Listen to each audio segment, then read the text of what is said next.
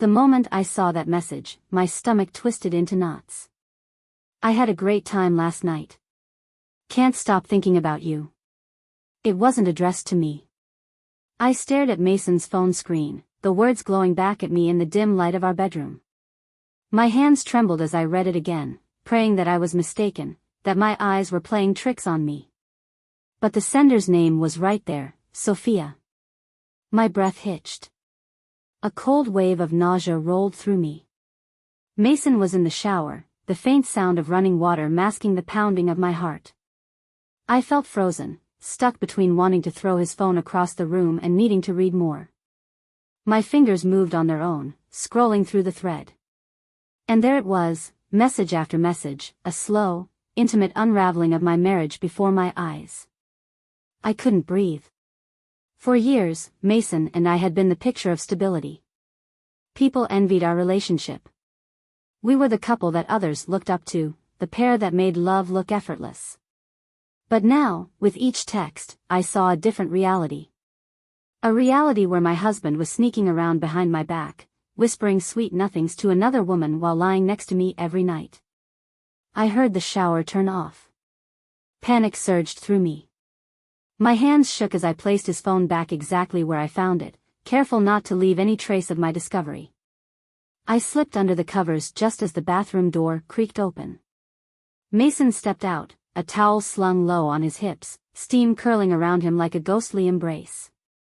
He ran a hand through his damp hair, flashing me a soft, lazy smile. "Hey, babe. You okay? You look pale." I forced a smile, my lips trembling at the edges. "Yeah," I lied. "Just tired." Lies. So many lies. He leaned down, pressing a kiss to my forehead, and I fought the urge to recoil. His touch felt foreign now, tainted. I wanted to scream, to demand answers, to throw the phone in his face and watch him squirm. But instead, I swallowed the words burning in my throat. I needed time. I needed a plan. As Mason slipped into bed beside me, completely unaware that the life he had so carefully built was about to shatter, I made a silent vow. He wasn't going to see this coming. And neither was she. The days that followed were a careful dance of deception. I played my role to perfection, the doting wife, the unsuspecting partner. Mason never once suspected that I knew. He kissed me every morning, whispered sweet nothings in my ear, and called me beautiful while another woman occupied his thoughts. I became an actress in my own life, my performance seamless. I laughed at his jokes, let him hold me at night, and pretended that nothing had changed. But in reality, everything had. I was no longer the naive wife who believed in happily ever afters.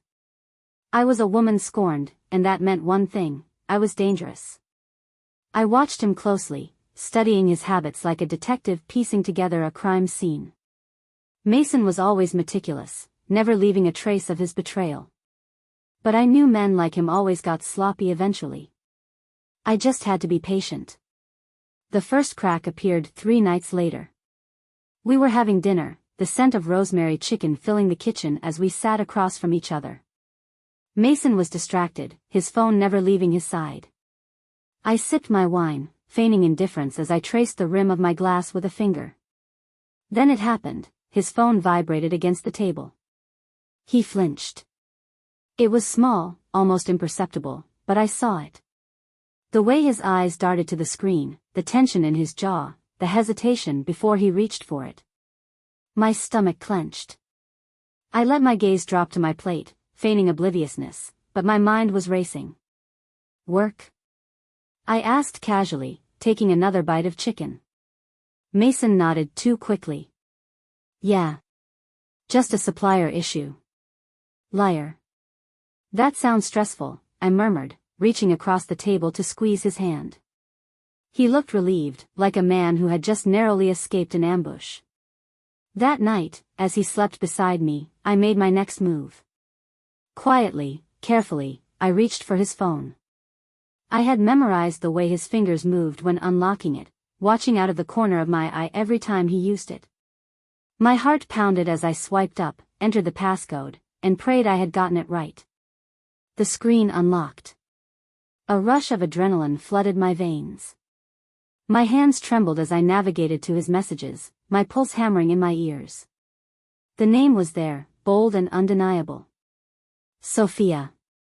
I tapped the thread, the messages unfolding before me like a nightmare come to life. Words meant for me, stolen and repurposed for someone else. I can't wait to see you again. Last night was incredible. I miss your touch. I read each line slowly, my nails digging into my palm as I fought the scream clawing its way up my throat. How dare he? How dare she? But I didn't break. Not yet. Instead, I smiled in the darkness. Mason thought he was in control. He thought he was getting away with this. He had no idea that the woman he betrayed was not the kind to sit quietly and weep. No. I was going to make him pay. And I would make sure Sofia knew exactly what kind of man she had stolen. The next morning, I played my part flawlessly. I woke up before Mason, slipping out of bed with the same ease as I had every morning before. The scent of coffee filled the kitchen as I prepared breakfast, just as I always did. But this morning was different. This morning, I was no longer just a wife, I was a woman with a plan. Mason came down the stairs, rubbing sleep from his eyes. "Morning, babe," he murmured, pressing a kiss to my temple. I let him think everything was normal, that I was still the trusting, oblivious wife he believed me to be. "Morning," I replied, handing him his coffee. I watched as he took a sip, his eyes scanning his phone before he caught himself and set it down. He was careful now, but not careful enough. I knew everything.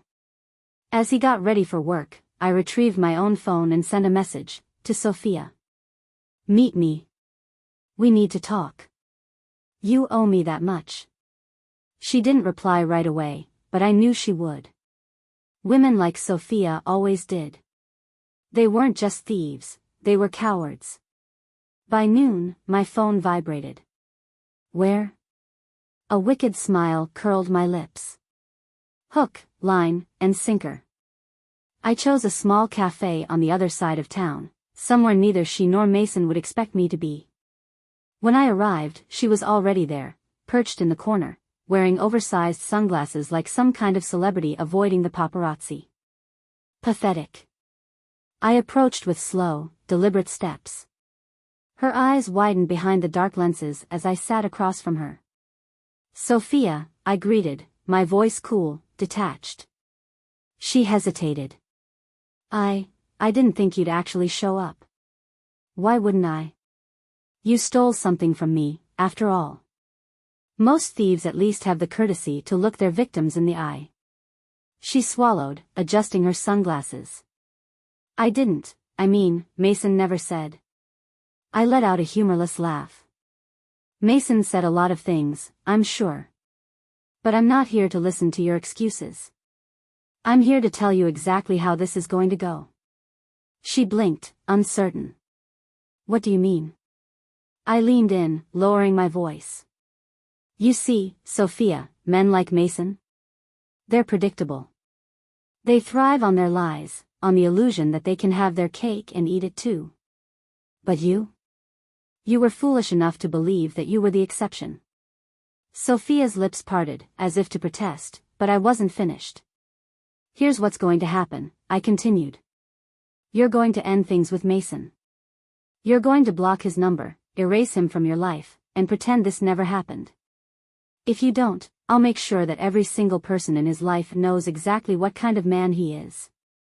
His business partners, his family, everyone." She paled. "You wouldn't." I smiled. "Try me." The tension between us thickened, but I could already see the wheels turning in her head. She had no loyalty to Mason. She had only wanted the thrill, the excitement of taking what wasn't hers.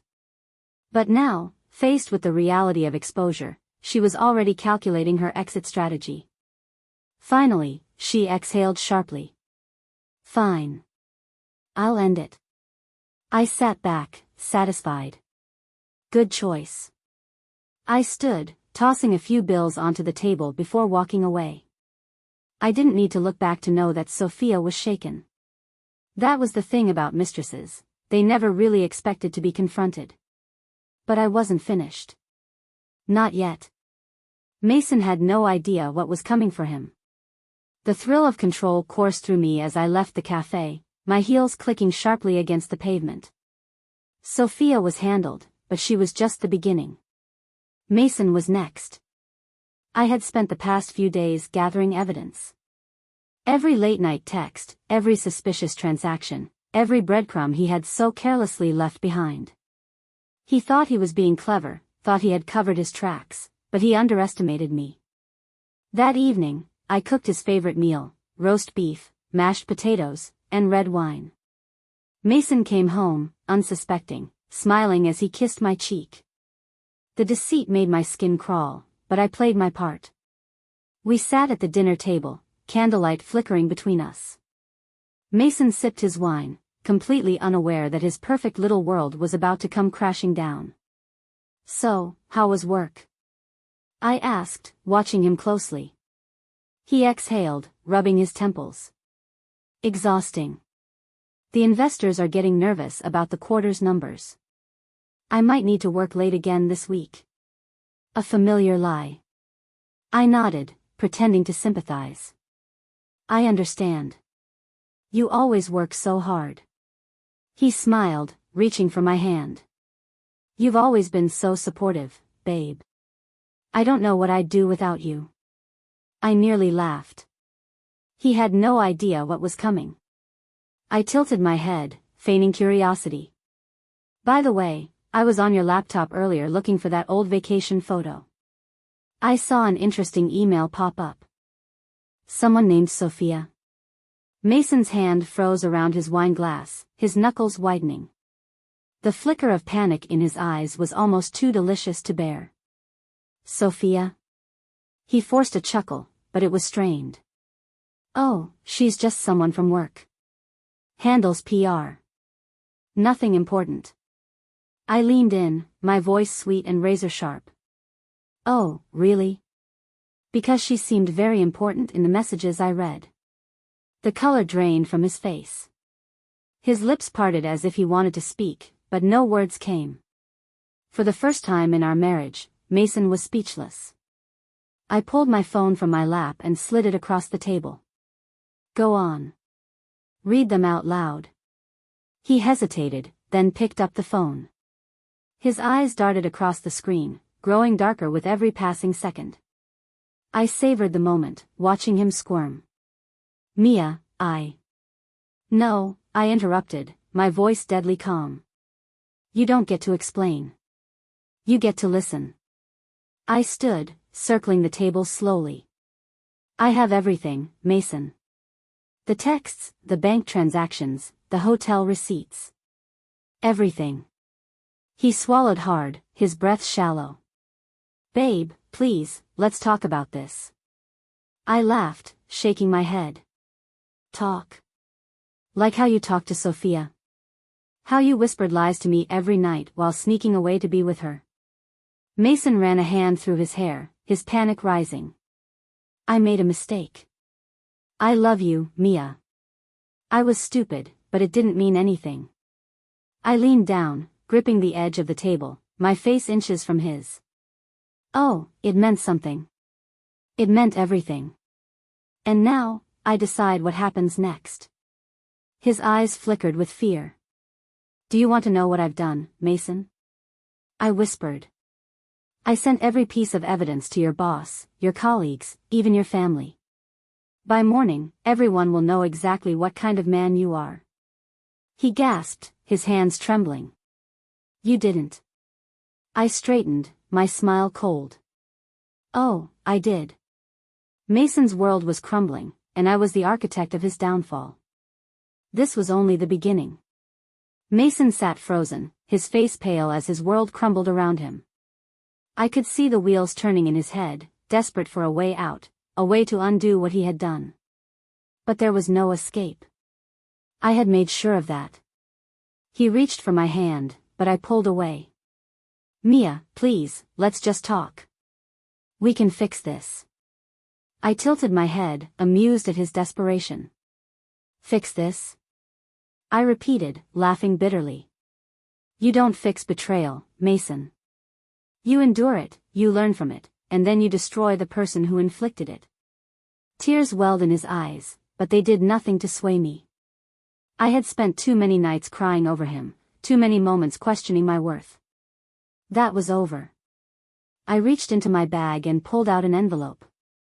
I tossed it onto the table. What's this? He asked cautiously. Divorce papers, I said, my voice steady. Already signed. You can fight it, but I wouldn't recommend it. My lawyer is 10 times the shark your pitiful attempts at damage control could ever hope to be. His lips trembled. Mia. No, I snapped, my patience finally breaking.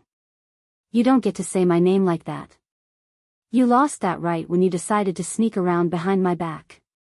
You lost me, Mason. And now you're going to lose everything else.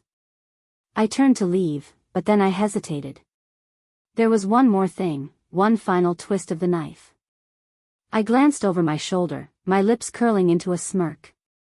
Oh, and Mason? Don't bother trying to run to Sofia for comfort.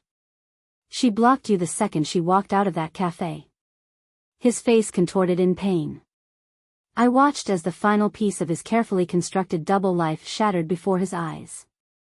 I walked out the door, stepping into the cold night air. The weight I had carried for so long lifted with each step I took. I didn't look back. There was nothing left for me there. As I climbed into my car, I took a deep breath, inhaling the scent of freedom. I had won. And Mason? Mason was nothing more than a lesson in betrayal, a warning of what happens when you take the wrong woman for granted. Smiling, I started the engine and drove into the night, towards a future that was finally, beautifully, mine.